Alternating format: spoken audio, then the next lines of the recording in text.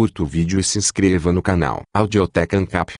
Audioteca apresenta Keynes, o homem. Muhyiddin Rothbard. John Maynard Keynes, o homem, seu caráter, seus escritos e suas ações ao longo de sua vida, foram compostas de três elementos que interagiram entre si e o guiaram. O primeiro era seu excessivo egotismo, que garantiu a ele que ele poderia lidar com todos os problemas intelectuais rápido e precisamente e levaram ele a desconsiderar quaisquer princípios gerais que pudessem refrear seu ego desenfreado. O segundo foi seu forte senso de que ele nasceu para, e estava destinado a, ser um líder da classe governante da grande Grã-Bretanha. Esses dois traços levaram Keynes a lidar com pessoas e com nações de uma posição percebida por ele mesmo como de poder e dominância. O terceiro elemento foi seu profundo desprezo e desdém pelos valores e virtudes da burguesia, pela moralidade convencional, por seu patrimônio e parcimônia, e pelas instituições básicas da vida familiar. Nascido na púrpura, Keynes nasceu em condições especiais. Um herdeiro para as classes governantes não apenas da Grã-Bretanha, mas também para os economistas britânicos. Seu pai, John Neville Keynes, foi um amigo próximo e antigo aluno de Alfred Marshall, professor de Cambridge e uma celebridade incontestável da economia britânica por meio século. Neville Keynes desapontou Marshall ao falhar em cumprir sua promessa como prodígio, produzindo apenas um brando tratado de metodologia da economia. Um assunto desdenhando como profundamente não inglês. O refúgio clássico para os acadêmicos fracassados sempre foi a administração universitária. Então Neville alegremente sepultou a si mesmo na controladoria e em outras posições de poder dentro da administração da Universidade de Cambridge. A psique de Marshall compeliu ele a sentir uma obrigação moral com Neville que foi além da pura lealdade e da amizade, e esse senso de obrigação foi estendido para além, para o filho amado de Neville, Maynard. Consequentemente, quando Maynard eventualmente decidiu buscar uma carreira como economista em Cambridge, duas figuras extremamente poderosas nessa universidade, seu pai e Alfred Marshall, estavam mais do que prontos para dar a ele uma mãozinha. O apóstolo de Cambridge. A mais favorável educação disponível para a elite inglesa foi garantida a Maynard por seu pai amoroso. Primeiro, ele foi um estudante bolsista no colégio em Eton, uma subdivisão intelectual da mais influente escola pública da Inglaterra. De lá, Maynard foi para o King College, que, junto com o Trinity, era uma das duas mais dominantes faculdades da Universidade de Cambridge. No King, Maynard foi rapidamente convidado para uma cobiçada membresia na Sociedade Secreta dos Apóstolos, uma organização que rapidamente moldou seus valores e sua vida. Keynes cresceu para a maturidade social e intelectual nos confins de um pequeno e incestuoso mundo de segredos e superioridade. Os apóstolos não eram simplesmente um clube social, à maneira das fraternidades secretas da Ivy League. Eles eram uma autoconsciente elite intelectual, especialmente interessada em filosofia e nas suas aplicações à estética e à vida. Membros dos apóstolos eram escolhidos quase exclusivamente do King e do Trinity, e eles se encontravam todos os domingos à tarde,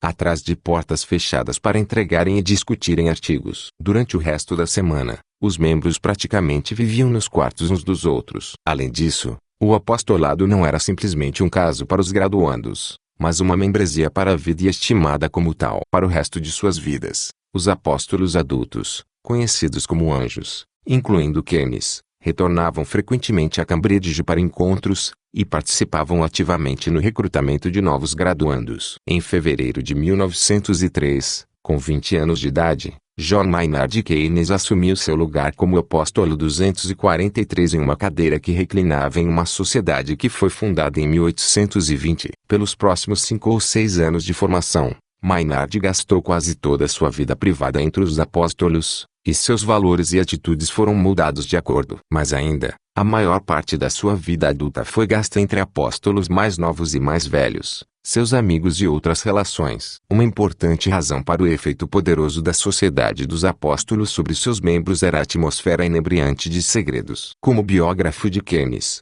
Robert Skidelsky escreve: ninguém deve jamais subestimar o efeito do segredo. Muito do que foi fazer o resto do mundo parecer alienígena veio desse simples combustível. Segredos foram o vínculo que ampliou o pedaço da vida que a sociedade ocupava em comparação aos outros interesses dos seus membros. É muito mais fácil, afinal, Gastar o tempo de alguém com pessoas com as quais ele não precisa manter grandes segredos. E gastar muito tempo com eles reforça o que os trouxe juntos para começo de conversa. A extraordinária arrogância dos apóstolos pode ser mais bem sumarizada pela piada meio kantiana dessa sociedade, que a sociedade em si era real, enquanto o resto do mundo era apenas fenomênico. O próprio Maynard se referiria a não apóstolos como fenomênicos. O que isso tudo significava era que o mundo lá fora era tratado como menos substancial, menos digno de atenção que a vida coletiva da sociedade. Era uma piada que continha em si uma séria reviravolta. Foi devido à existência da sociedade, escreveu o apóstolo Bertrand Russell em sua autobiografia, que eu vim a conhecer as pessoas que mais valia a pena conhecer. De fato,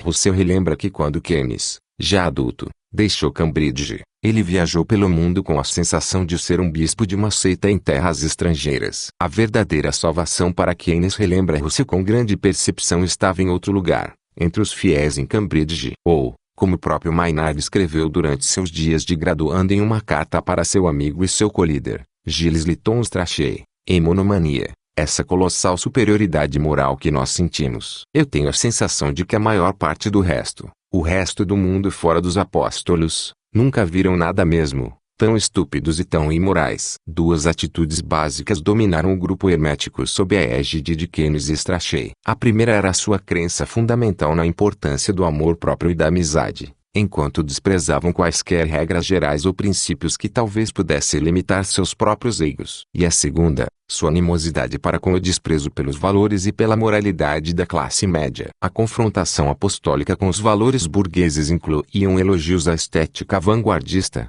a crença na homossexualidade como moralmente superior, com a bissexualidade como um distante segundo lugar, e desprezo pelos valores tradicionais da família como a parcimônia ou qualquer ênfase no futuro ou no longo prazo, quando comparado com o presente. No longo prazo, como Keynes iria entoar em sua famosa frase, estaremos todos mortos. Bloomsbury.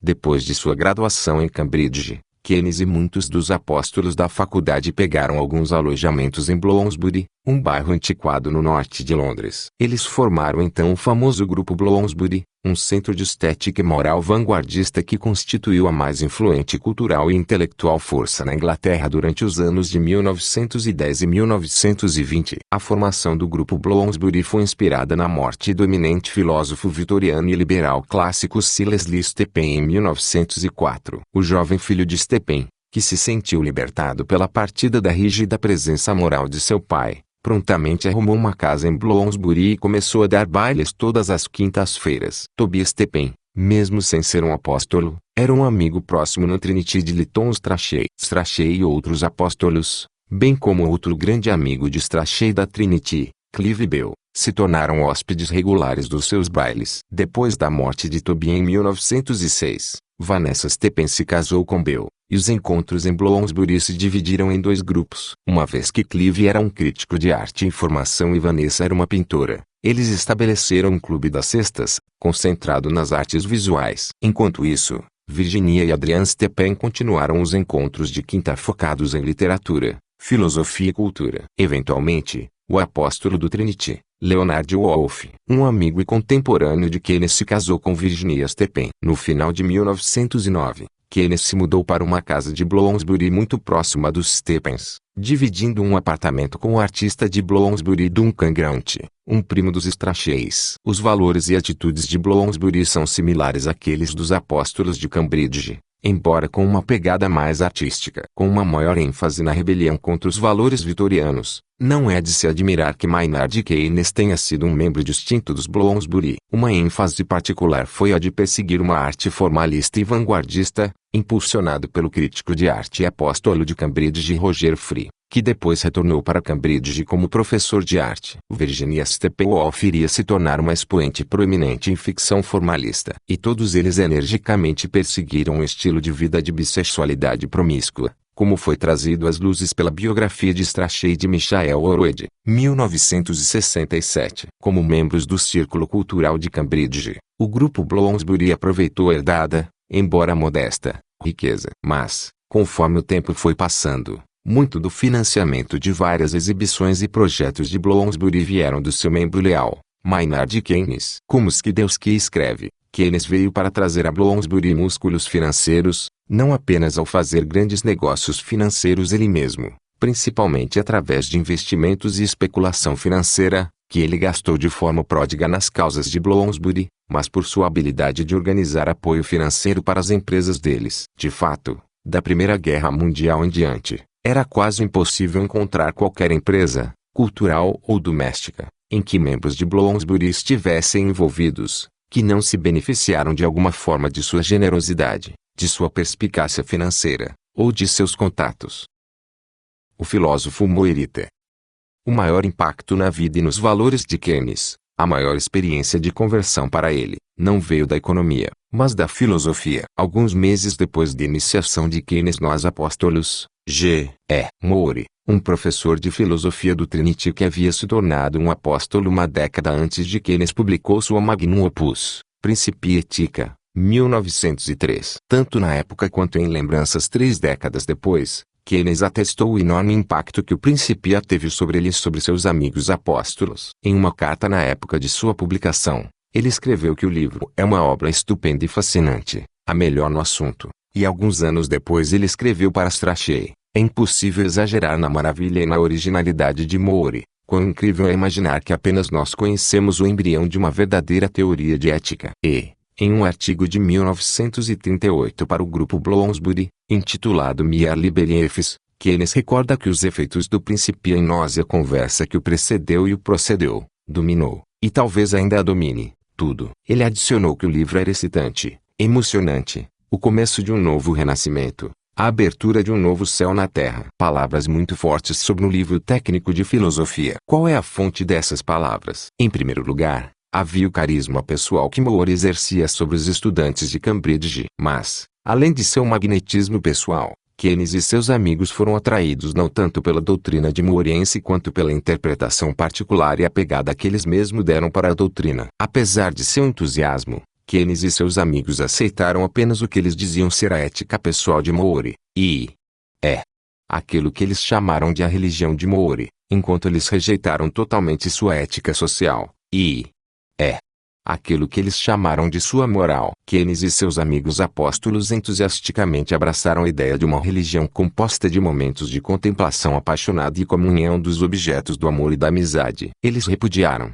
entretanto, toda a moralidade social e regras gerais de conduta, rejeitando completamente o penúltimo capítulo sobre ética em relação à conduta. Como Keynes estabelece em seu artigo de 1938, em nossa opinião, uma das maiores vantagens de sua religião, de Moore, era que fazia da moral desnecessária. Nós repudiamos inteiramente uma responsabilidade pessoal em nós de obedecermos a regras gerais. Nós clamamos o direito de julgar o caso de cada indivíduo baseado em seus méritos e clamamos a sabedoria de fazê-lo de forma bem-sucedida. Essa era uma parte muito importante de nossa fé, violenta e agressivamente mantida, e para o resto do mundo era nossa característica mais perigosa e óbvia. Nós repudiamos inteiramente os costumes morais, as convenções e o conhecimento tradicional. Nós éramos, por assim dizer, no sentido estrito do termo, imoralistas. Observadores contemporâneos perspicazes resumiram a conduta de Keynes e de seus amigos apóstolos. Bertrand Russell escreveu que Keynes e Strachey deturparam os ensinamentos de Moore. Eles buscavam uma vida de descanso e com tons alegres e sentimentos felizes,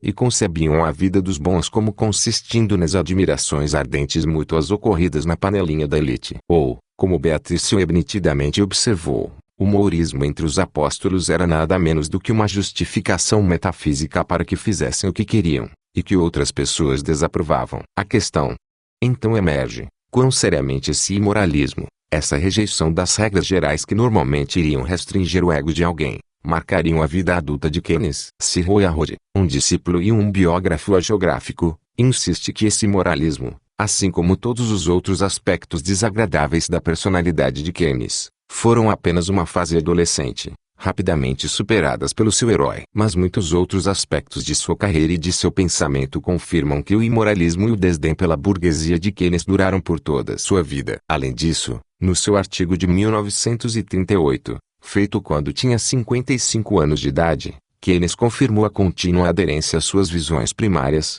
afirmando que o imoralismo é ainda minha religião por debaixo da superfície. Eu permaneço sendo e sempre serei um imoralista. Em uma contribuição notável, Skidelsky demonstra que o primeiro livro acadêmico importante de Keynes, A Treatise on Probability, 1921, não estava desconectado do resto de suas preocupações. Ele foi concebido como uma tentativa de cimentar sua rejeição das regras gerais de moralidade de Moore. O começo do Treatise veio num artigo que Keynes leu para os apóstolos em janeiro de 1904, contra o capítulo desprezado de Moore, Ethics in Relation to Conduct. Refutar Moore sobre probabilidade ocupou os pensamentos acadêmicos de Keynes do início de 1904 até 1914. Quando o manuscrito do Treatise foi completado, ele concluiu que Moore foi capaz de impor regras gerais sobre ações concretas ao usar uma teoria frequentista ou empírica de probabilidade. Isso é, através da observação das frequências de ocorrências empíricas nós podemos ter certo conhecimento das probabilidades das classes de eventos. Para destruir qualquer possibilidade de aplicar regras gerais a casos particulares, o Treatise de Keynes patrocinou a clássica teoria a priori da probabilidade, onde frações de probabilidade são dedutíveis puramente pela lógica e não têm nada a ver com a realidade empírica. Skidelsky descreve bem seu ponto: o argumento de Keynes pode, então, ser interpretado como uma tentativa de libertar o indivíduo de perseguir o bem, através de ações egotistas, já que não é requerido dele que tenha certo conhecimento das prováveis consequências de suas ações para que possa agir racionalmente. Essa é a parte, em outras palavras, de sua contínua campanha contra a moralidade cristã. Isso seria apreciado por sua audiência, mesmo que a conexão não seja óbvia para o leitor moderno. Mais genericamente, Keynes liga a racionalidade à conveniência. As circunstâncias da ação se tornam a mais importante consideração no julgamento da probabilidade de retidão. Ao limitar a possibilidade de conhecimentos seguros, Keynes aumentou o escopo do julgamento intuitivo. Nós não podemos chegar aos meandros da teoria de probabilidade aqui. Suficiente é dizer que a teoria a priori de Keynes foi demolida por Richard von Mises, 1951, em seu trabalho nos anos de 1920, Probability, Statistics, and Truth. Mises demonstrou que a fração de probabilidade só pode ser usada de forma significativa quando ela incorpora uma lei derivada empiricamente de entidades que são homogêneas, aleatórias e indefinidamente repetíveis. Isso significa, claro, que a teoria da probabilidade só pode ser aplicada a eventos que, na vida humana, estão confinados àqueles como a loteria ou a roleta de cassino. Para uma comparação entre Keynes e Richard von Mises, veja D. A. Gillis, 1973, pp. 1 a 34. A propósito, a teoria da probabilidade de Richard von Mises foi adotada por seu irmão Ludwig, embora eles concordassem muito pouco em outras coisas. O político teórico burkeano.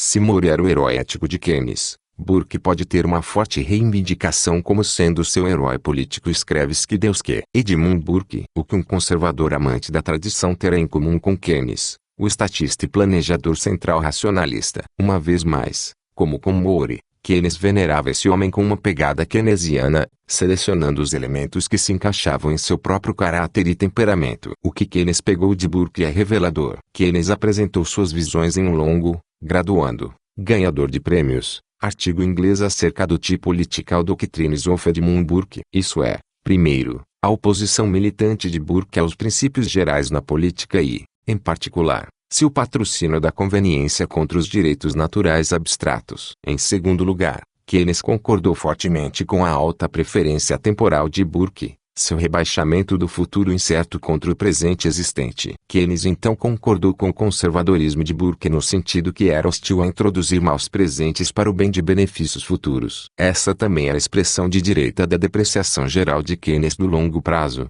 quando todos estaremos mortos. Como Keynes coloca, é o dever primordial dos governos e dos políticos garantir o bem-estar de uma comunidade sob a situação do presente, e não correr riscos demasiados para o futuro. Em terceiro lugar, Keynes admirava a apreciação de Burke da elite orgânica da Grã-Bretanha. Existem diferenças sobre políticas, claro, mas Keynes juntou-se a Burke em saudar o sistema do comando aristocrático como sólido, enquanto o pessoal envolvido na administração fossem os escolhidos de uma existente elite orgânica. Escrevendo sobre Burke, Keynes notou a máquina em si, o Estado britânico, Ele declarou como sendo sólido o suficiente apenas se a habilidade e a integridade daqueles no poder pudesse ser assegurada. Em adição a essa visão neo-burkeana de desprezo pelos princípios, falta de preocupação com o futuro e admiração pela existente classe governante da Grã-Bretanha, Keynes também estava certo de que a devoção à verdade era uma questão de gosto, com pouco ou nenhum lugar na política. Ele escreveu: uma preferência pela verdade ou pela sinceridade como um método pode ser prejudicial baseado em algum padrão pessoal ou estético pessoal, inconsistente, para com a política, com o bem prático. De fato, Keynes demonstrou ter um paladar favorável a mentir na política. Ele habitualmente fazia as estatísticas servirem seus propósitos políticos, e ele iria agir por inflação monetária mundial com hipérboles exageradas enquanto mantinha que as palavras precisam ser um pouco selvagens, como um assalto de pensamentos sobre os impensantes. Mas, revelador o suficiente, quando ele chegou ao poder, Keynes admitiu que tal hipérbole terá que ser largada. Quando os assentos do poder e da autoridade são alcançados, não deve haver mais espaço para licença poética. O economista, arrogância e pseudo-originalidade. A abordagem de Keynes da economia não era diferente de sua atitude na filosofia e na sua vida em geral. Tenho medo de princípios. Ele contou num comitê parlamentar em 1930. Princípios iriam restringir sua habilidade de buscar a oportunidade do momento e iriam dificultar seu desejo de poder. Por isso, ele estava sempre disposto a desertar suas crenças iniciais e mudar sua mente por dinheiro. Dependendo da situação, ele se colocar a favor das livre-trocas é um ruidoso exemplo. Como um bom marsaliano, seu único, aparentemente fixo, princípio político-econômico que durou uma vida foi sua aderência devotada à liberdade de trocas. Em Cambridge ele escreveu para um grande amigo: Sir, eu odeio todos os padres e protecionistas. Abaixo os pontífices e suas tarifas. Pelas próximas 3 décadas, suas intervenções políticas foram quase somente preocupadas com o patrocínio das livre-trocas. Então, de repente, na primavera de 1931, Keynes espalhafatosamente clamou por protecionismo, e durante os anos de 1930, ele liderou a passeata pelo nacionalismo econômico e por políticas francamente designadas a serem de tipo mendigo de vizinho. Mas, durante a Segunda Guerra Mundial, Keynes deu a volta para as livre-trocas. Nunca uma investigação de sua alma, ou até mesmo hesitação, pareceram fazê-lo hesitar diante dessas mudanças relâmpago. Na verdade, no início dos anos 1930, Keynes era amplamente ridicularizado na imprensa britânica por suas visões de camaleão. Como Elizabeth Johnson escreveu, ele era Keynes, o homem de borracha natural. O Daily News Chronicle de março de 1931 trouxe um artigo chamado Economic Acrobatics of M.R. Keynes, e o ilustrou com um esboço da remarcável performance. O Sr. John Maynard Keynes, como o homem sem ossos, vira todo o seu corpo e engole seu mais recente rascunho. Keynes, entretanto, não se incomodava com as acusações de inconsistência, considerando sempre que ele mesmo estava certo. Era particularmente fácil para Keynes adotar essa convicção, já que ele não ligava para princípios. Ele estava então sempre pronto para mudar de carvalho para expandir seu ego através de poder político. Conforme o tempo passava,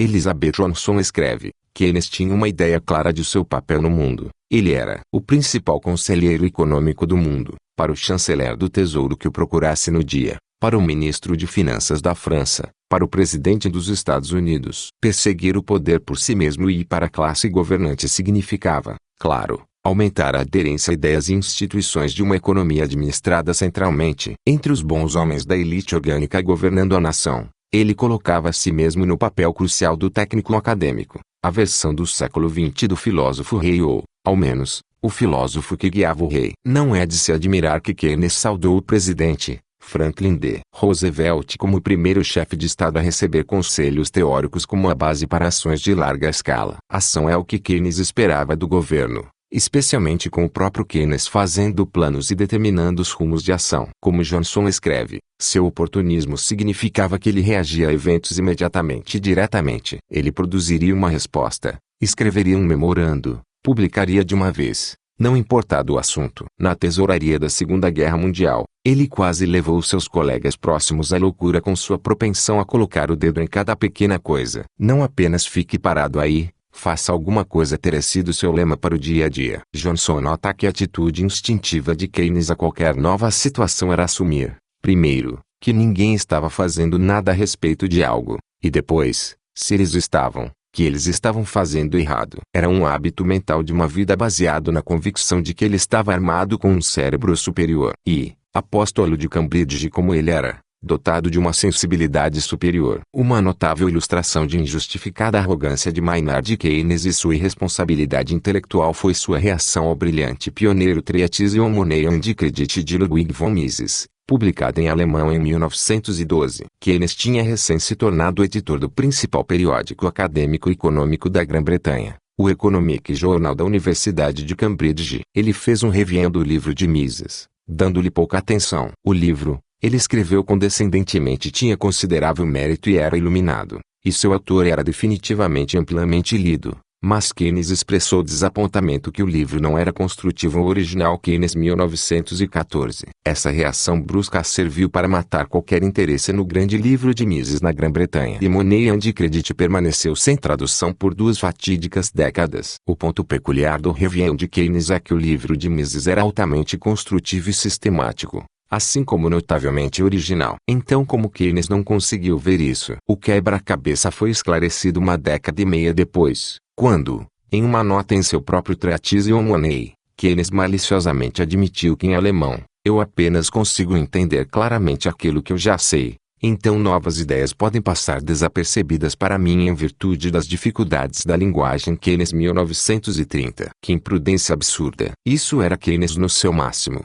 Fazer um review de um livro em uma língua em que ele não é capaz de absorver novas ideias e então atacar o livro por não conter nada novo. É uma boa métrica de sua arrogância e irresponsabilidade. Outro aspecto da arrogante presunção de Keynes era sua convicção de que muito do que ele fazia era original e revolucionário. Sua carta para G. B. Shaw em 1935 é bem conhecida. Eu acredito que estou escrevendo um livro sobre teoria econômica que irá revolucionar profundamente a forma como o mundo pensa sobre os problemas econômicos. No que tange a mim, não estou meramente esperando por isso. Em minha mente é uma certeza. Mas, sua crença em sua fanfarronice não estava confinada à Alt-General Theory. Bernard Corrie aponta que desde o início do seu trabalho econômico ele clamava estar revolucionando a economia. Tão imbuído estava Keynes em fé na sua própria criatividade que ele até mesmo proclamou grande originalidade num artigo sobre ciclos econômicos que estava baseado no livro de D. H. Robertson Study of Industrial Fluctuations, brevemente após o livro ter sido publicado em 1913. Corrie relaciona essa atitude com a ênfase insistente do grupo Bloomsbury em originalidade pela qual,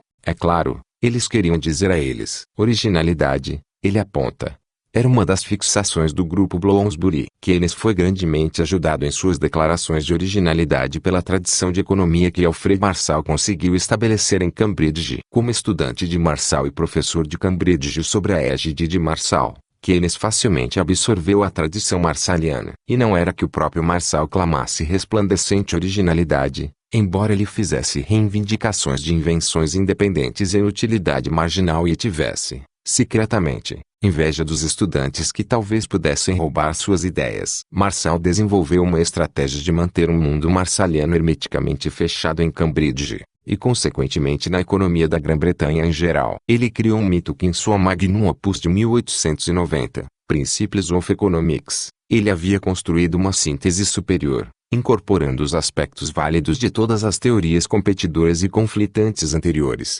dedutivismo e indutivismo, teoria e história, utilidade marginal e custo real, curto e longo prazo. Ricardo Jevons, antes dele ter empurrado com sucesso esse mito, ele havia espalhado por todo lugar a visão universal de que estava tudo em Marshall, que, afinal, não havia necessidade de ler mais ninguém. Pois se Marshall havia harmonizado todas as visões unilaterais, economicamente caolhas, então não havia mais razões exceto antiquarianismo para se preocupar em ler elas. Como resultado, o economista modal de Cambridge lia apenas Marshall, prolongando e elaborando em cima de sentenças enigmáticas ou passagens do grande livro. O próprio Marshall dedicou o resto de sua vida retrabalhando e elaborando o texto, publicando não menos que 8 edições do Principles por volta de 1920. Para o resto, havia a lendária tradição oral de Cambridge na qual os estudantes de Marshall e seus discípulos ficavam encantados em ouvir e passar adiante as palavras do grande homem, bem como em ler seus seminais escritos menores em forma de manuscrito ou em audiências de comissão,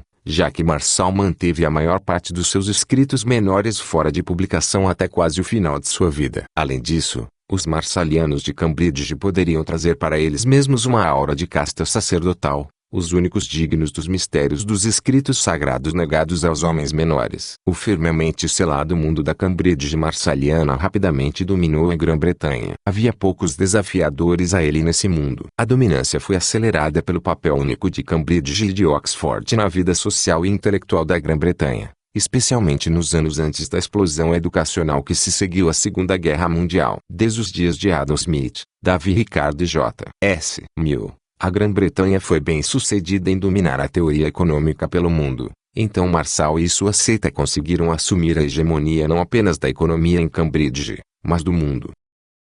O vigarista.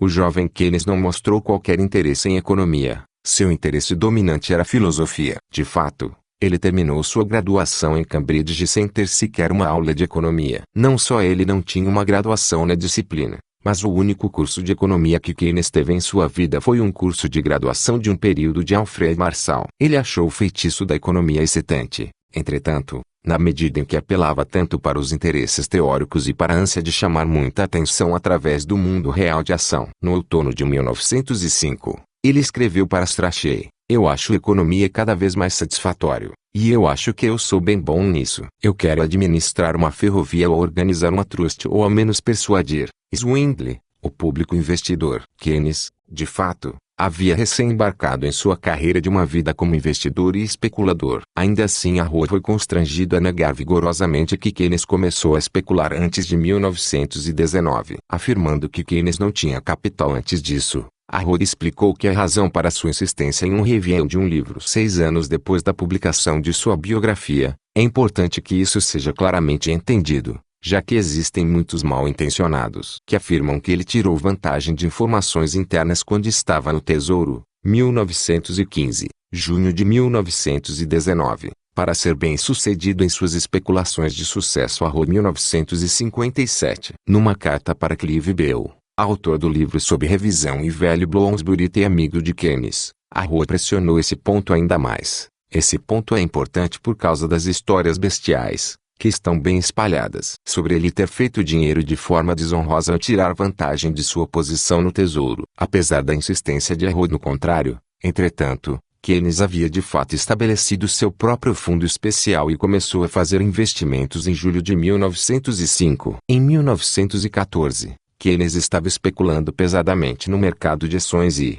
por volta de 1920, ele havia acumulado 16 mil libras, o que deve equivaler a 200 mil dólares nos preços de hoje. Metade desse investimento ele fez com dinheiro emprestado. Não é claro até esse momento se seu fundo era usado para investimento ou para propósitos mais especulativos, mas nós sabemos que esse capital foi aumentado em mais de 3 vezes. Tenha Keynes usado informação do Tesouro para fazer tais decisões de investimento ainda não está provado, mesmo que as suspeitas certamente permaneçam. Mesmo se nós não pudermos provar a acusação de ludibriar, swindling, contra Keynes, nós devemos considerar seu comportamento à luz de sua própria amarga condenação aos mercados financeiros como cassinos de jogos no T-General Theory. Parece então provável que Keynes acreditava que seus sucessos na especulação financeira tinham enganado, swindled, o público, já que não há razões para pensar que ele estaria lamentando esse fato. Ele percebeu, entretanto, que seu pai iria desaprovar essa atividade.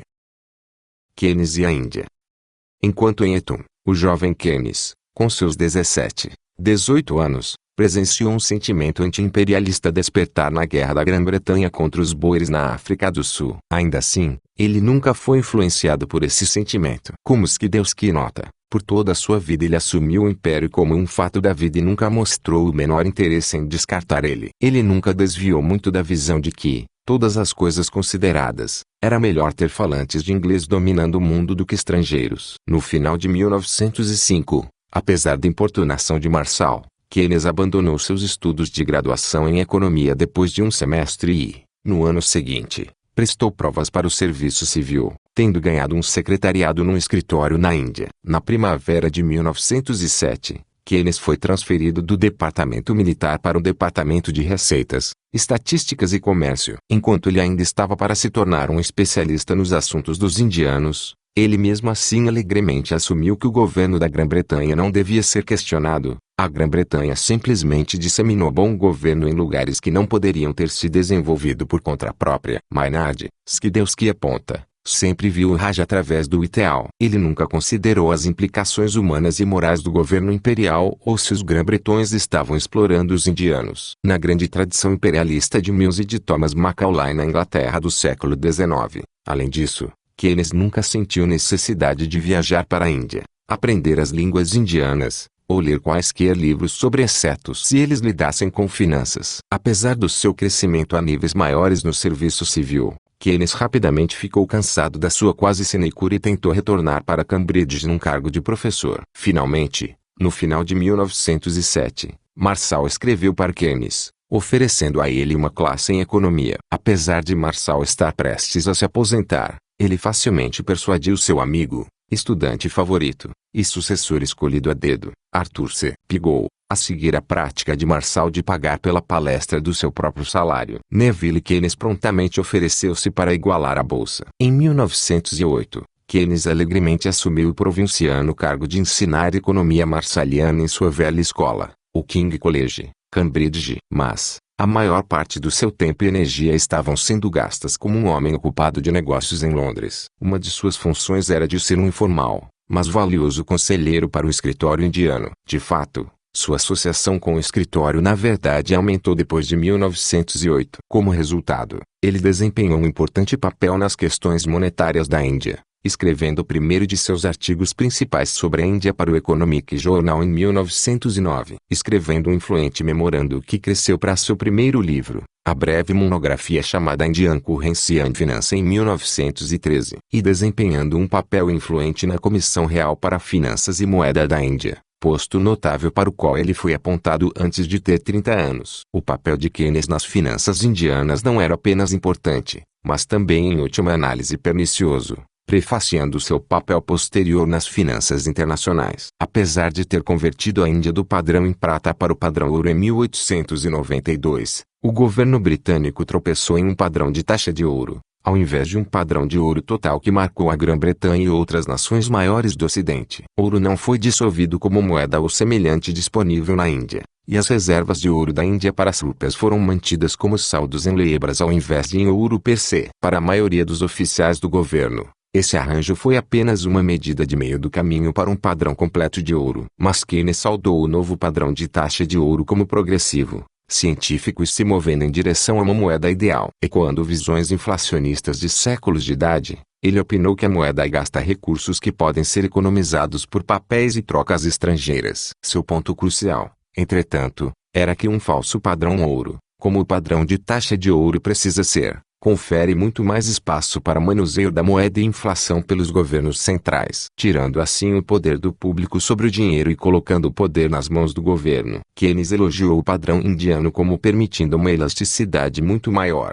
uma palavra secreta para inflação monetária, de dinheiro em resposta à demanda. Mas ainda, ele saudou especialmente o relatório do governo da Comissão do Governo dos Estados Unidos em 1903 que advogava por um padrão de taxa de ouro na China e em outros países de terceiro mundo que usavam prata. Um guia colocado por economistas progressistas e políticos para levar tais nações para o domínio e controle de um bloco comandado pelos Estados Unidos de ouro-dólar. Veja também Parrini e Sklar 1983, Rosenberg 1985. Na verdade, Keynes explicitamente olhou para frente para o tempo em que o padrão ouro sumiria por completo, para ser substituído por um sistema mais científico baseado em algumas moedas de papéis nacionais importantes. Uma preferência por uma moeda com reservas tangíveis, Keynes opinou, é uma relíquia de um tempo em que governantes eram menos confiáveis nessas matérias do que eles são hoje. Aqui estava o prenúncio da famosa rejeição de Keynes do ouro como uma relíquia bárbara. De forma mais ampla,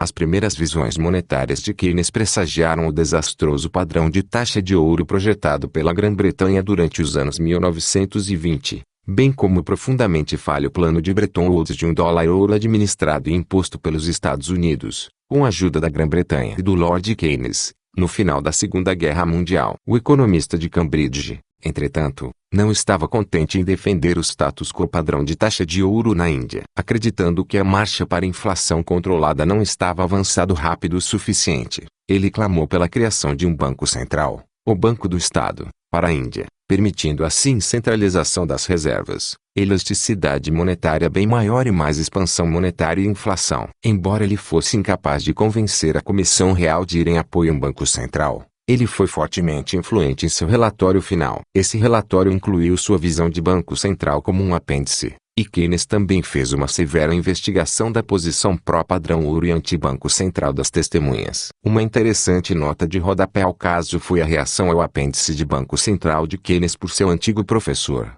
Alfred Marshall. Marshall escreveu para Keynes que ele estava encantado com o prodígio com um trabalho tão construtivo. Keynes geralmente gostava de enfrentar teorias econômicas para resolver problemas práticos. Sua motivação principal para mergulhar na questão monetária da Índia era de defender a reputação de seu primeiro e mais importante patrono político, Higgins Samuel Montagu, das influentes famílias Montagu e Samuel do Banco Internacional de Londres. Montagu tinha sido presidente da União de Cambridge, a sociedade de debates da universidade, quando Keynes ainda era um graduando e Keynes se tornou seu favorito. Nas eleições gerais de 1906, Keynes havia feito campanha para a eleição bem-sucedida de Montagu para um cargo no parlamento como um liberal. No final de 1912, quando Montagu era um subsecretário de Estado para a Índia, um escândalo se desenvolveu nas finanças indianas. O governo indiano, do qual Montagu era o segundo em comando, havia contratado secretamente a firma bancária de Samuel Montagu e sua companhia para comprar prata. Acabou acontecendo que o nepotismo figurou fortemente nesse contrato. Lord Whiteling, um parceiro sênior da firma,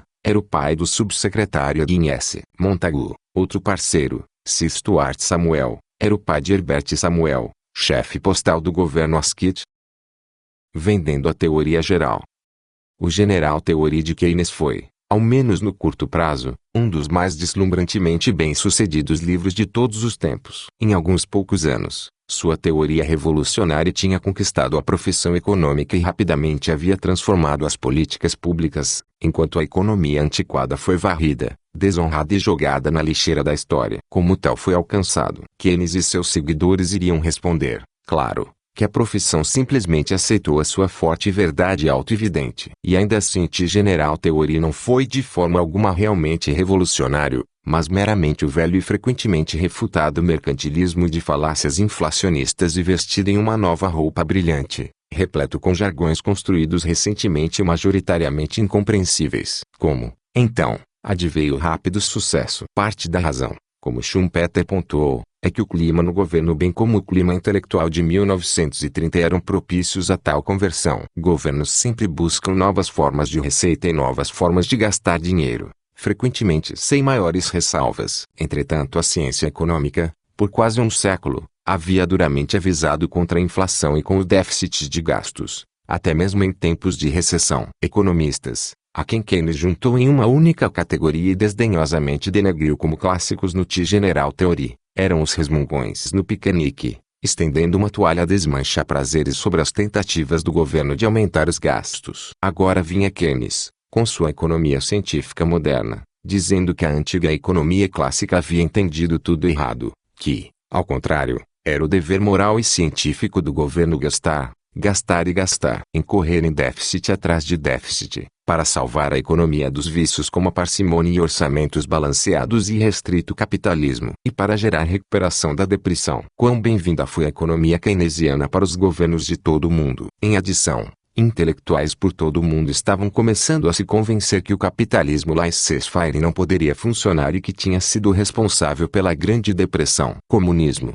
fascismo e várias formas de socialismo e de economia controlada se tornaram popular por essa razão durante os anos de 1930. Keynesianismo combinou perfeitamente com esse clima intelectual. Mas também havia razões internas fortes para o sucesso do General Theory. Ao vestir a nova teoria com jargão impenetrável, Keynes criou uma atmosfera onde somente bravos novos economistas poderiam possivelmente entender a nova ciência. Nenhum economista com mais de 30 anos poderia compreender a nova economia. Economistas mais velhos, que, compreensivelmente não tinham mais paciência para novas complexidades, tendiam a descartar o General Theory como nonsense e se recusaram a enfrentar esse formidavelmente incompreensível trabalho. Por outro lado, economistas mais novos e estudantes de graduação, socialmente inclinados, buscavam novas oportunidades e inclinaram-se à recompensadora tarefa de entenderem sobre o que T-General Theory falava. Paul Samuelson havia escrito sobre a alegria de ter menos de 30 quando T-General Theory foi publicado em 1936, clamando, usando um wordsworth, bliss was it in touchdown to be alive, but to be young was very heaven. Felicidade foi naquela madrugada estar vivo, mas ser jovem foi como um paraíso. Ainda o mesmo Samuelson, que entusiasticamente aceitou a nova revelação, também admitiu que o T-General Theory é um livro mal escrito, mal organizado, que abunda em ninhos de éguas, mares linhanestes, de confusões. Eu acredito que não estou dizendo segredos quando eu assevero solenemente, através da lembrança de vívida experiência pessoal, que ninguém em Cambridge, Massachusetts, realmente sabia sobre o que realmente era por cerca de 12 a 18 meses após sua publicação. Precisa ser lembrado que a agora familiar cruz keynesiana, diagramas ISLM e o sistema de equações não estavam disponíveis para aqueles que estavam desesperadamente tentando entender o T-General Theory quando o livro foi publicado. Na verdade, demorou 10 a 15 anos de incontáveis horas de trabalho humano para entender o sistema keynesiano. Frequentemente, como no caso de Ricardo e Keynes, quanto mais obscuro o conteúdo for, mais bem-sucedido será o livro, na medida em que jovens acadêmicos arrebanharem-se ao seu redor, se tornando acólitos. Também importante para o sucesso de T-General Theory foi o fato de que, assim como grandes guerras criam um grande número de generais, a Revolução Keynesiana e seu descarte rude da antiga geração de economistas criou um grande número de aberturas para os novos keynesianos tanto na profissão quanto no governo. Outro fator crucial para o repentino e esmagador sucesso do T-General Theory foi sua origem na mais provinciana universidade do mais dominante centro econômico nacional do mundo. Por um século e meio, a Grã-Bretanha arrogou para si o papel de dominância na economia, com Smith, Ricardo e Mill todos engrandecendo essa tradição. Nós vimos como Marshall estabeleceu sua dominância em Cambridge e que a economia que ele desenvolveu era essencialmente um retorno para a clássica tradição de Ricardo e Mill. Como um proeminente economista de Cambridge e estudante de Marshall, Keynes tinha uma importante vantagem em ampliar o sucesso de suas ideias no T-General Theory. É seguro dizer que se Keynes fosse um obscuro professor de economia numa pequena faculdade no meio oeste americano, seu trabalho, no caso remoto de que ele arrumasse uma editora para o publicar, seria totalmente ignorado. Nos dias antes da Segunda Guerra Mundial, a Grã-Bretanha, e não os Estados Unidos, era o mais prestigiado centro de pensamento econômico do mundo. Embora a economia austríaca tenha florescido nos Estados Unidos antes da Primeira Guerra Mundial, com o trabalho de David Green, Frank A.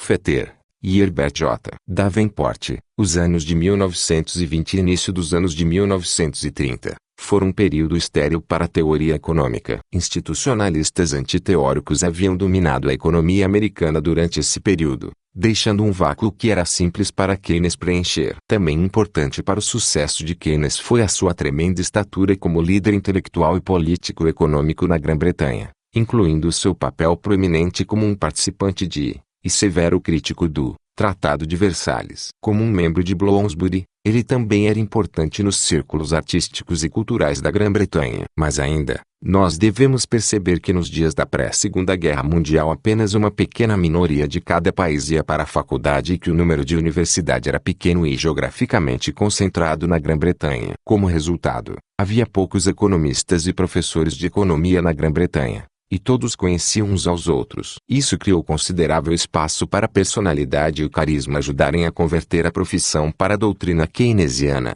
A importância desses fatores externos como carisma pessoal, política e oportunismo de carreira era particularmente forte entre os discípulos de F. Hayek na London School of Economics. Além disso, Hayek, em uma série de artigos, havia brilhantemente demolido o trabalho anterior de Keynes, seu tratado de 2 volumes Treatise on Money. E muitas das falácias expostas por Hayek se aplicavam igualmente bem ao T-General Theory. Para os alunos e seguidores de Hayek, então, deve-se dizer que eles conheciam coisa melhor. No domínio da teoria, eles já tinham sido inoculados contra o T-General Theory. E ainda assim, no final da década de 1930, cada um dos seguidores de Hayek tinha pulado no vagão keynesiano, incluindo Lionel Robbins, John R. X. Abapé, Lerner, Nicholas Caldor, G. L. S. Shackley e Kenneth E. Boulouding. Talvez a conversão mais surpreendente tenha sido a de Lionel Robbins. Robbins não só tinha sido um convertido à metodologia misesiana, bem como à teoria monetária e dos ciclos econômicos,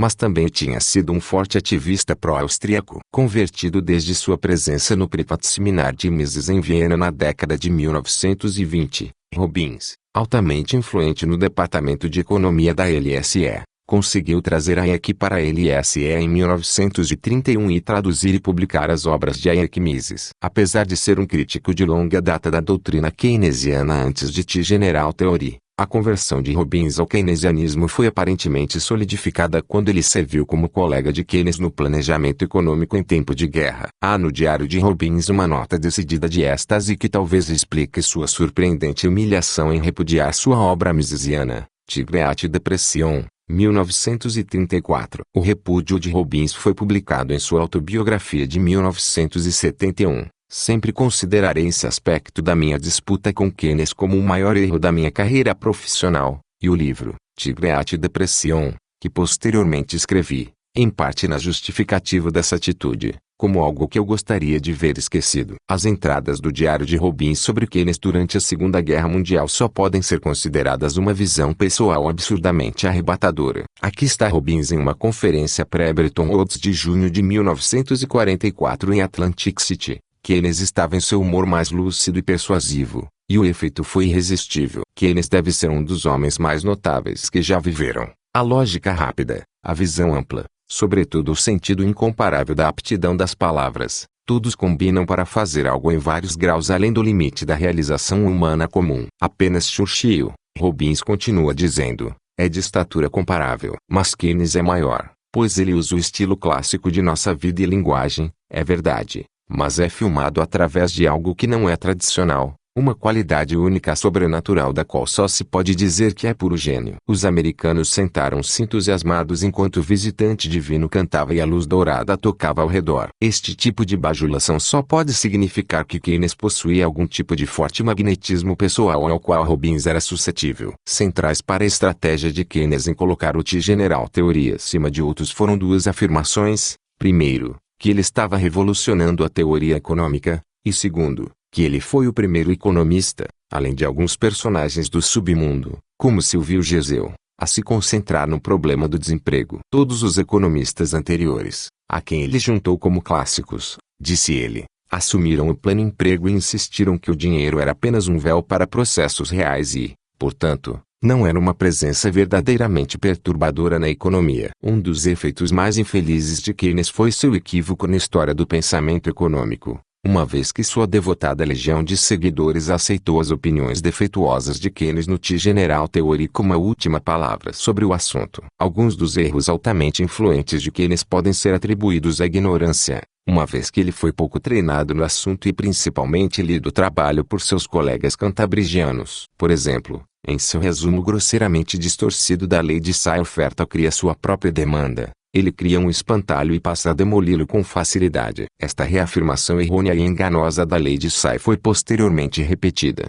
sem citar Say ou qualquer um dos outros defensores da lei, por Joseph Schumpeter, Mark Blaug, Achel Lejeune Fiwood, Thomas Sowell, entre outros. Uma melhor formulação da lei é que a oferta de um bem constitui demanda por um ou mais bens. Mas a ignorância não pode explicar a alegação de Keynes de que ele foi o primeiro economista a tentar explicar o desemprego ou transcender a suposição de que o dinheiro é um mero véu que não exerce nenhuma influência importante nos ciclos econômicos ou na economia. Aqui devemos atribuir a Keynes uma campanha deliberada de mentira e engano, o que agora seria chamado de desinformação eufemisticamente. Keynes sabia muito bem da existência das escolas austríaca e LSE, que floresceram em Londres já na década de 1920 e mais obviamente desde 1931. Ele próprio havia pessoalmente debatido com Hayek, o principal austríaco da LSE, nas páginas do Economica, o jornal da LSE. Os austríacos em Londres atribuíram o desemprego contínuo em larga escala às taxas salariais mantidas acima do salário do livre mercado,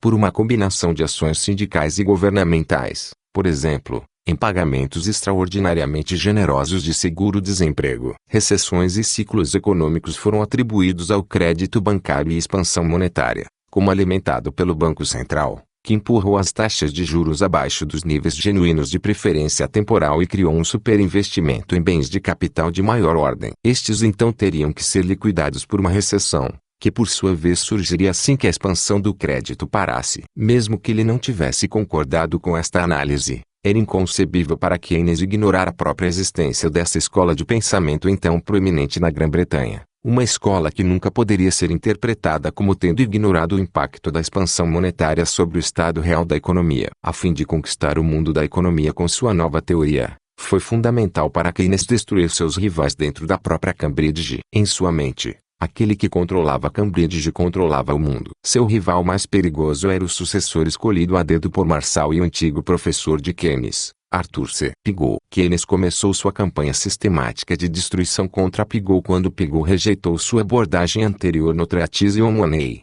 momento em que Keynes também rompeu com seu antigo aluno e amigo próximo, Denis H. Robertson, por se recusar a se juntar à formação contra Pigou. O equívoco mais gritante em T General Theory, e que seus discípulos aceitaram sem questionar, é a apresentação ultrajante das opiniões de Pigou sobre dinheiro e desemprego na identificação feita por Keynes de Pigou como o maior economista clássico contemporâneo que supostamente acreditava que há sempre pleno emprego e que o dinheiro é apenas um véu que não causa interrupções na economia. Isso sobre um homem que escreveu Flutuações Industriais em 1927 e Teoria do Desemprego em 1933, que discutem longamente o problema do desemprego. Além disso, no último livro, Pigou repudia explicitamente a teoria do véu monetário e enfatiza a centralidade crucial do dinheiro na atividade econômica. Assim, Keynes criticou Pigou por supostamente ter mantido a condenação que o dinheiro não faz nenhuma diferença real, exceto ficcionalmente, que a teoria do desemprego pode ser trabalhada como sendo baseada em trocas reais. Um apêndice inteiro no capítulo 19 do T General Teoria dedicado a um ataque a Pigou, incluindo a alegação de que ele escreveu apenas em termos de trocas reais e salários reais, não salários em dinheiro, e que ele assumiu apenas taxas salariais flexíveis. Mas, como André Rutten observa, Pigou conduziu uma análise real apenas na primeira parte de seu livro. Na segunda parte, ele não só trouxe dinheiro, mas apontou que qualquer abstração do dinheiro distorce a análise, que o dinheiro é crucial para qualquer análise do sistema de câmbio. O dinheiro, diz ele, não pode ser abstraído e não pode agir de forma neutra. Portanto, a tarefa da parte atual deve ser determinar de que maneira o fator monetário faz com que a quantidade média e a flutuação do emprego sejam diferentes do que de outra forma teriam sido. Portanto, acrescentou Pigou, é ilegítimo abstrair o dinheiro e deixar tudo igual. A abstração proposta é do mesmo tipo que estaria envolvida em pensar tirar o oxigênio da Terra e supor que a vida humana continuaria a existir. Pigou analisou extensivamente a interação da expansão monetária e das taxas de juros, juntamente com as mudanças nas expectativas, e discutiu explicitamente o problema dos salários e dos salários pegajosos. Assim, fica claro que Keynes deturpou seriamente a posição de Pigou e que essa deturpação foi deliberada, uma vez que, se Keynes leu qualquer economista cuidadosamente, ele certamente leu um cantabrigiano proeminente como Pigou. No entanto, como Rutten escreve, essas conclusões não devem ser uma surpresa, uma vez que há muitas evidências de que Keynes e seus seguidores deturparam seus antecessores. O fato de Keynes ter se envolvido nessa decepção sistemática e que seus seguidores continuam a repetir o conto de fadas sobre o classicismo cego de Pigou mostra que há uma razão mais profunda para a popularidade desta lenda nos círculos keynesianos. Como Rutten escreve, há uma explicação plausível para a repetição da história de Keynes e dos clássicos. É que a perspectiva padrão é popular porque oferece simultaneamente uma explicação e uma justificativa para o sucesso de Keynes. Sem o T General Theory, ainda estaríamos na idade das trevas econômicas. Em outras palavras, a história de Keynes e os clássicos é evidência para o T General Theory. De fato, seu uso sugere que pode ser a evidência mais convincente disponível. Neste caso, a prova de que Pigou não tinha a posição atribuída a ele é evidência contra Keynes. Esta conclusão levanta a questão séria do status metodológico de uma teoria que se baseia tanto em evidências falsificadas. Em seu review do T General Theory, Pigou foi devidamente desdenhoso da Macedônia de deturpações de Keynes. E, no entanto, tão grande foi o poder da maré de opinião, ou o carisma de Keynes, que, em 1950, após a morte de Keynes, que Pigou se envolveu no tipo de retratação abjeta, influenciado por Lionel Robbins, que Keynes há muito tempo tentara tirar dele. Mas Keynes usou táticas na venda de T General Theory além de depender de seu carisma e de decepção sistemática. Ele buscou o favor de seus alunos elogiando-os extravagantemente, e ele os colocou deliberadamente contra os não keynesianos na faculdade de Cambridge, ridicularizando seus colegas na frente desses alunos e encorajando-os a assediar seus colegas de faculdade. Por exemplo, Keynes incitou seus alunos com uma crueldade particular contra Dennis Robertson, seu antigo amigo íntimo. Como Keynes sabia muito bem, Robertson era doloroso e extraordinariamente tímido, até mesmo a ponto de se comunicar com seu fiel secretário de longa data, cujo escritório era ao lado do seu, apenas por memorandos escritos. As palestras de Robertson eram completamente escritas com antecedência, e por causa de sua timidez ele se recusou a responder qualquer pergunta ou se envolver em qualquer discussão com seus alunos ou seus colegas. Dessa forma, foi uma tortura particularmente diabólica dos discípulos radicais de Keynes, liderados por John Robinson e Richard Kahn, ter atraído ele, insultado Robertson, assediando-o com perguntas rancorosas e desafiando-o a debater. Economia política de Keynes. No T General Theory, Keynes estabeleceu uma sociologia político-econômica única, dividindo a população de cada país em várias classes econômicas rigidamente separadas, cada uma com suas próprias leis e características comportamentais, cada uma carregando sua própria avaliação moral implícita. Primeiro, há a massa de consumidores, muda, robótica. Seu comportamento é fixo e totalmente determinado por forças externas. Na afirmação de Keynes, sua força principal é uma proporção rígida de sua renda total, ou seja, sua determinada função de consumo. Em segundo lugar, há um subconjunto de consumidores, um problema eterno para a humanidade, os insuportavelmente burgueses poupadores, aqueles que praticam as virtudes puritanas sólidas da parcimônia e da hipermetropia, aqueles a quem Keynes, o suposto aristocrata, desprezou por toda a sua vida. Todos os economistas anteriores, certamente incluindo os antepassados de Keynes, Smith, Ricardo e Marshall, elogiaram os poupadores econômicos como construtores de capital de longo prazo e, portanto, como responsáveis por enormes melhorias de longo prazo no padrão de vida dos consumidores. Mas Keynes, em um feito de prestidigitação, cortou a evidente ligação entre poupança e investimento, alegando em vez disso que os dois não estão relacionados. Na verdade, ele escreveu, as economias são um empecilho para o sistema. Eles vazam o fluxo de gastos, causando assim recessão e desemprego. Assim, Keynes, como Mandeville no início do século XVIII, foi capaz de condenar a parcimônia e a poupança. Ele tinha finalmente obtido sua vingança sobre a burguesia, ao também cortar os retornos de juros do preço do tempo ou da economia real e tornando-os apenas um fenômeno monetário. Keynes foi capaz de defender, como um eixo de seu programa político básico, a eutanásia da classe rentista, ou seja, o Estado expandir a quantidade de dinheiro suficiente para reduzir a taxa de juros para zero, assim, finalmente, eliminando os credores odiados. Deve-se notar que Keynes não queria acabar com o investimento. Pelo contrário, ele sustentou que a poupança e o investimento eram fenômenos separados. Assim, ele poderia defender reduzir a taxa de juros para zero como forma de maximizar o investimento, minimizando, se não erradicar, a poupança. Uma vez que ele alegou que os juros eram puramente um fenômeno monetário, Keynes poderia então também cortar a existência de uma taxa de juros causada pela escassez de capital. Na verdade, ele acreditava que o capital não era realmente escasso. Assim, Keynes afirmou que sua sociedade preferida significaria a eutanásia do rentista e, consequentemente, a eutanásia do poder cumulativo opressivo do capitalista para explorar a escassez de valor do capital. Mas o capital não é realmente escasso. Os juros de hoje não recompensam nenhum sacrifício genuíno, não mais do que o aluguel da terra. O proprietário do capital pode obter juros porque o capital é escasso,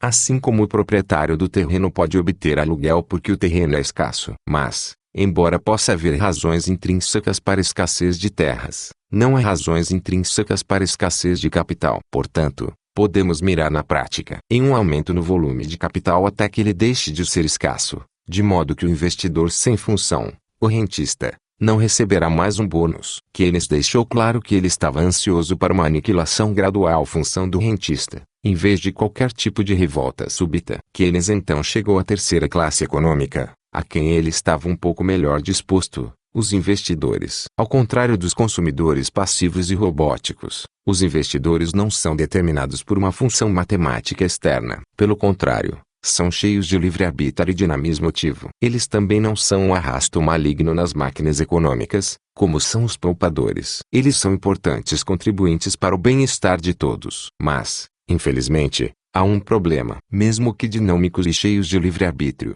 os investidores são criaturas erráticas de seus próprios humores e caprichos. Eles são, em suma, produtivos, mas irracionais. Eles são movidos por humores psicológicos e espíritos animais. Quando os investidores estão sentindo-se inspirados e quando seus espíritos animais estão altos, eles investem pesado, mas demais. Excessivamente otimistas, eles gastam muito e trazem inflação. Mas Keynes, especialmente em A Teoria Geral, não estava realmente interessado na inflação. Ele estava realmente preocupado com o desemprego e a recessão, causada, em sua visão extremamente superficial, por humores pessimistas, perda de espíritos animais e, portanto, subinvestimento. O sistema capitalista está, portanto, em um estado de macro-inestabilidade inerente. Talvez a economia de mercado se saia bem o suficiente no nível de micro, oferta e demanda. Mas no mundo macro, é barco sem leme. Não há mecanismo interno para evitar que seus gastos agregados sejam muito baixos ou muito altos, causando, portanto, recessão e desemprego ou inflação. Curiosamente, Keynes chegou a essa interpretação dos ciclos econômicos como um bom marsaliano. Ricardo e seus seguidores da corrente Shaw acreditavam corretamente que os ciclos econômicos são gerados por expansões e contrações de crédito bancário e da oferta de dinheiro, como gerado por um banco central, enquanto seus oponentes na Banking Shaw acreditavam que as expansões do dinheiro bancário e do crédito eram meramente efeitos passivos de boas e quebras e que a verdadeira causa dos ciclos econômicos era a flutuação na especulação empresarial e nas expectativas de lucro. Uma explicação muito perto da teoria posterior de Pigou de mudanças de humor psicológico e do foco de Keynes em espíritos animais. John Stuart Mill tinha sido um ricardiano fiel, exceto nesta área crucial. Seguindo seu pai, Mill adotou a teoria causal dos ciclos econômicos da Banking Shaw, que foi então adotada por Marshall. Para desenvolver uma saída, Keynes apresentou uma quarta classe de sociedade. Ao contrário dos consumidores robóticos e ignorantes, este grupo é descrito como cheio de livre-arbítrio, ativismo e conhecimento dos assuntos econômicos. E ao contrário dos investidores infelizes, eles não são irracionais, sujeitos a mudanças de humor e espíritos animais. Pelo contrário, são extremamente racionais, bem como conhecedores, capazes de planejar o melhor para a sociedade no presente e no futuro. Esta classe, este Deus ex machina externo ao mercado, é, naturalmente, o aparato estatal, liderado por sua elite dominante natural e guiado pela versão moderna e científica dos reis filósofos platônicos. Em suma, os líderes governamentais, guiados com firmeza e sabedoria por economistas keynesianos e cientistas sociais, naturalmente liderados pelo próprio grande homem, salvariam o dia. Na política e sociologia da teoria geral, todos os fios da vida e do pensamento de Keynes estão bem amarrados. E assim o Estado, liderado por seus mentores keynesianos, é capaz de administrar a economia, controlar os consumidores ajustando impostos e reduzindo a taxa de juros para zero, e, em particular, ao se engajarem em uma socialização um tanto abrangente do investimento. Keynes argumentou que isso não significaria total socialismo estatal, apontando que não é a propriedade dos instrumentos de produção que é importante para o Estado assumir. Se o Estado conseguir determinar a quantidade agregada de recursos destinados ao aumento dos instrumentos e determinar a taxa básica de recompensa para aqueles que os possuem, terá realizado tudo o que é necessário. Sim, deixe o Estado controlar completamente o investimento, sua quantidade e sua taxa de retorno, além da taxa de juros. Em seguida, Keynes permitiria que indivíduos privados mantivessem a propriedade formal para que, dentro da matriz global de controle e domínio estatal, eles ainda pudessem manter um amplo campo para o exercício da iniciativa privada e responsabilidade. Como Oslit diz, o investimento é uma decisão fundamental no funcionamento de qualquer sistema econômico. E o investimento do governo é uma forma de socialismo. Só a confusão de pensamento, ou duplicidade deliberada, negaria isso. Pois o socialismo, como qualquer dicionário diria aos keynesianos, significa a propriedade e o controle dos meios de produção pelo governo. Sob o sistema proposto por Keynes, o governo controlaria todo o investimento dos meios de produção e seria dono da parte que havia investido diretamente. É, na melhor das hipóteses, mera confusão. Portanto, Apresentar as panaceias keynesianas como uma alternativa de livre iniciativa ou individualista ao socialismo. Havia um sistema que tinha se tornado proeminente e elegante na Europa durante as 1920 e 1930 que foi precisamente marcado por essa característica keynesiana desejada: propriedade privada, sujeita a controle e planejamento abrangentes do governo. Esse foi, é claro, o fascismo. Qual é a posição de Keynes sobre o fascismo? A partir das informações dispersas agora disponíveis, não deve ser surpresa que Keynes fosse um entusiasta defensor do espírito empreendedor de Sir Oswald Mosley, o fundador e líder do fascismo britânico, ao pedir um abrangente plano econômico nacional no final de 1930. Em 1933, Virginia Woolf estava escrevendo para uma amiga próxima que temia que Keynes estivesse no processo de convertê-la para uma forma de fascismo no mesmo ano. Ao pedir autossuficiência nacional através do controle estatal,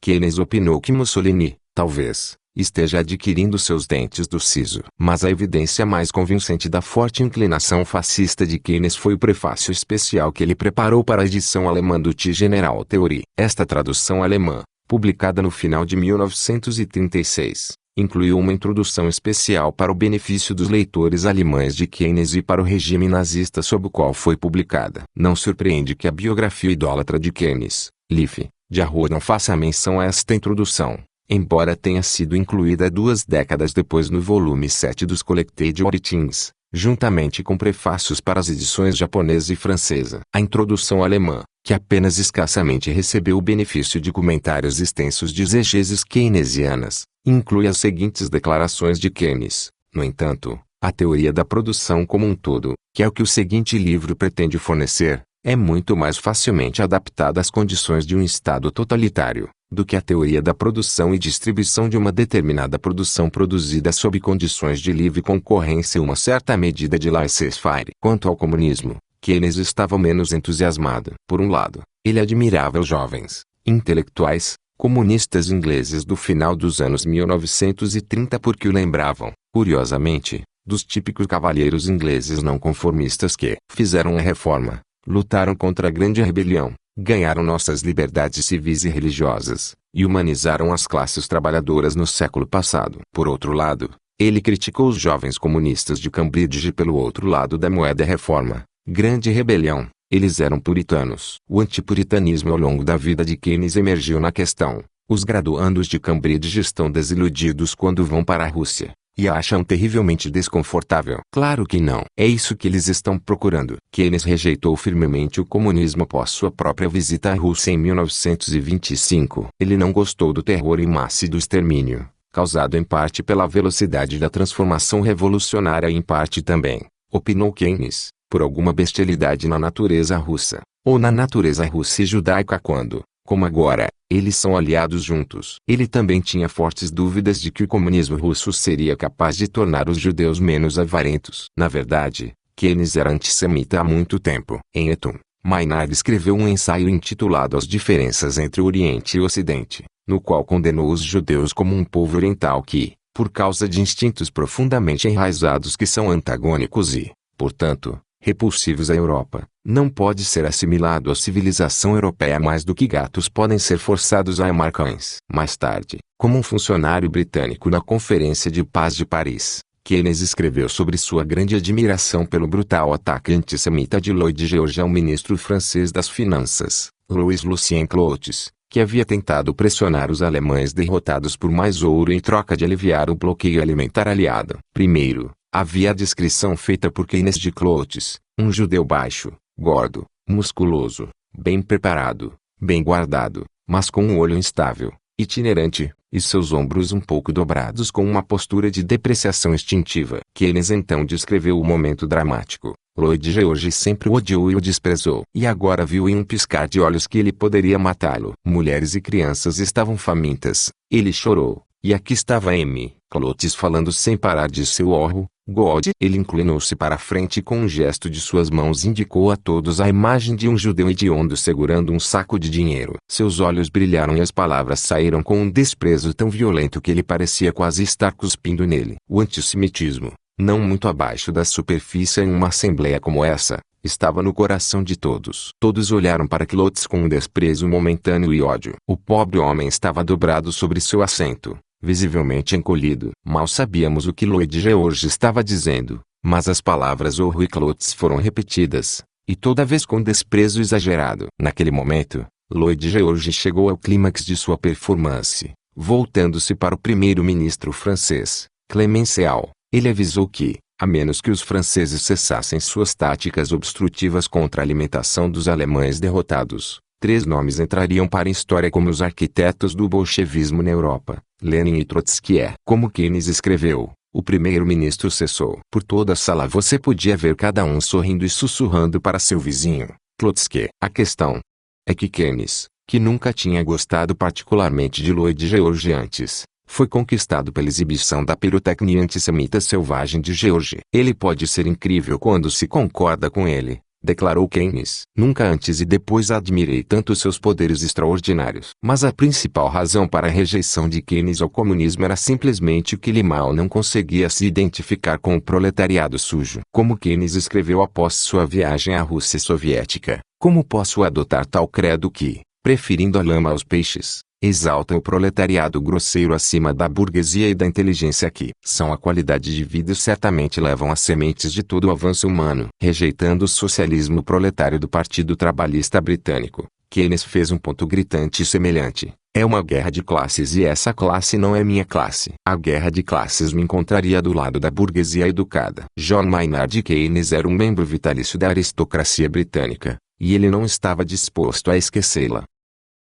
Resumindo, foi Keynes, como Hayek sustentou, um brilhante acadêmico. Acadêmico dificilmente, uma vez que Keynes foi abismalmente pouco lido em literatura econômica. Ele era mais um bucaneiro, tomando um pouco de conhecimento e usando-o para infligir sua personalidade e ideias falaciosas sobre o mundo, com um impulso continuamente alimentado por uma arrogância que beirava a egomania. Mas Keynes teve a sorte de nascer dentro da elite britânica, para ser educado dentro dos principais círculos econômicos, e de ser especialmente escolhido pelo poderoso Alfred Marshall. Brilhante é dificilmente uma palavra apropriada também. Claramente, Keynes era brilhante o suficiente, mas suas qualidades mais significativas eram sua arrogância, sua autoconfiança ilimitada, e sua ávida vontade de poder, de dominação, de tirar uma lapa das artes, das ciências sociais e do mundo da política. Além disso, Keynes era muito pouco revolucionário em qualquer sentido real. Ele possuía a inteligência tática para vestir falácias estatistas e inflacionistas antigas com jargões modernos e pseudocientíficos,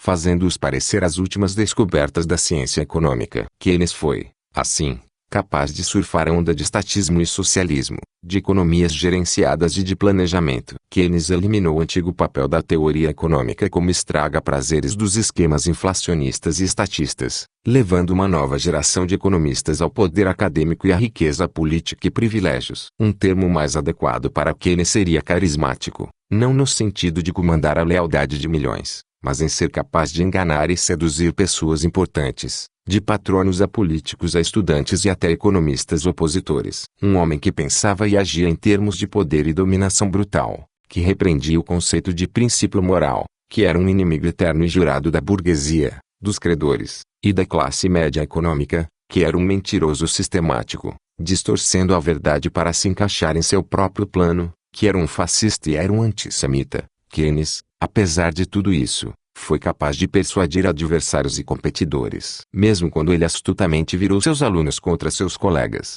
ele ainda era capaz de enganar esses mesmos colegas para a rendição intelectual. Assediando e martelando injustamente em Pigou, Keynes ainda era capaz, finalmente do além do túmulo, de provocar uma retratação abjeta de seu antigo colega. Da mesma forma, ele inspirou seu velho inimigo Lionel Robbins a devanear absurdamente em seu diário sobre a auréola dourada em torno da cabeça divina de Keynes. Ele foi capaz de converter ao keynesianismo vários hayekianos e misesianos que deveriam ter conhecido, e sem dúvida, sabiam, melhor, além de Abba Lerner, John Hicks, Kenneth Boulding, Nicholas Caldor e G. L. S. Shackley na Inglaterra, havia também Fritz Machlup e Gottfried Haberler de Viena, que desembarcaram no Johns Hopkins e Harvard, respectivamente. De todos os misesianos do início da década de 1930, o único economista completamente não infectado pela doutrina e personalidade keynesiana foi o próprio Mises. E Mises, em Genebra e depois por anos em Nova York sem um cargo de professor,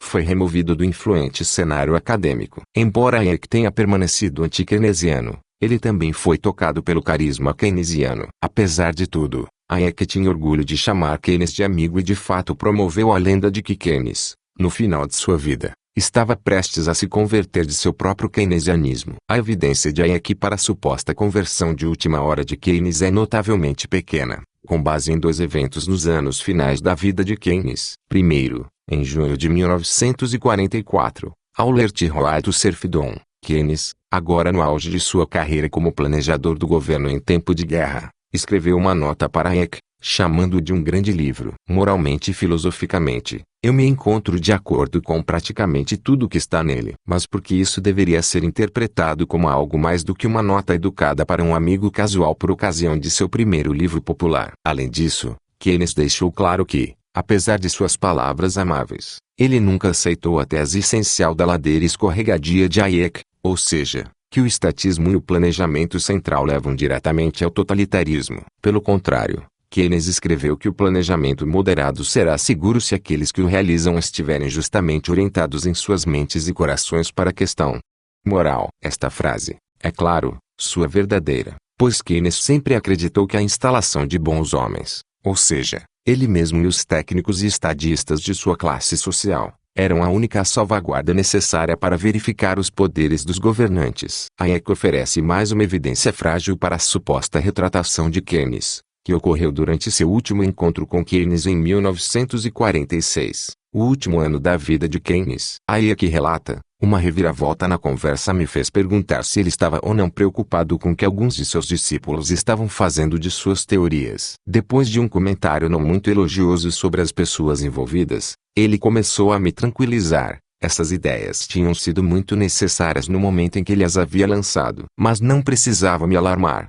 Se eles se tornarem perigosos, eu poderia confiar nele que ele voltaria rapidamente a girar em volta da opinião pública, indicando por um rápido movimento de sua mão o quão rápido isso seria feito. Mas, 3 meses depois ele estava morto. No entanto, este não era um Keynes quase à beira da retratação. Em vez disso, este era o Keynes vintage. Um homem que sempre manteve seu ego soberano mais alto do que qualquer princípio, mais alto do que qualquer mera ideia. Um homem que apreciava o poder que tinha. Ele poderia transformaria o mundo, ajeitá-lo-ia com um estalo de dedos, como ele presumia ter feito no passado. Além disso, esta declaração também foi vintage de Keynes em termos de sua visão de longa data de como agir corretamente quando dentro ou fora do poder. Na década de 1930, proeminente, mas fora do poder, ele podia falar e agir de forma um pouco selvagem. Mas agora que ele desfrutava de um alto assento no poder, era hora de baixar o tom da licença poética. Joan Robinson e os outros marxo-keynesianos estavam cometendo o erro,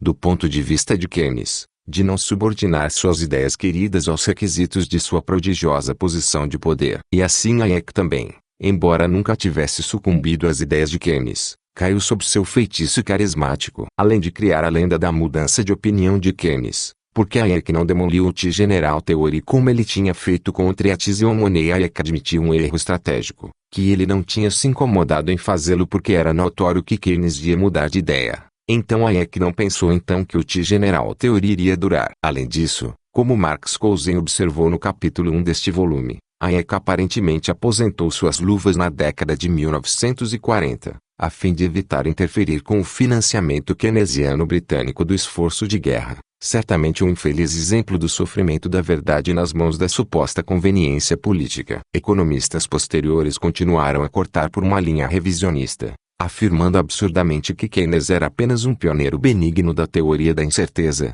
Shockley Lachman, ou que ele era um profeta da ideia de que os custos de busca eram altamente importantes no mercado de trabalho. Chloe e Lejeune Fiwood. Nada disso é verdade. Que Keynes era um keynesiano, desse tão ridicularizado sistema keynesiano fornecido por Hicks, Hansen, Samuelson e Modigliani, é a única explicação que faz qualquer sentido da economia keynesiana. No entanto, Keynes era muito mais do que um keynesiano. Acima de tudo, ele foi a figura extraordinariamente perniciosa e maligna que examinamos neste livro, um Maquiavel encantador, mas poderoso estatístico, que encarnou algumas das tendências e instituições mais malévolas do século XX.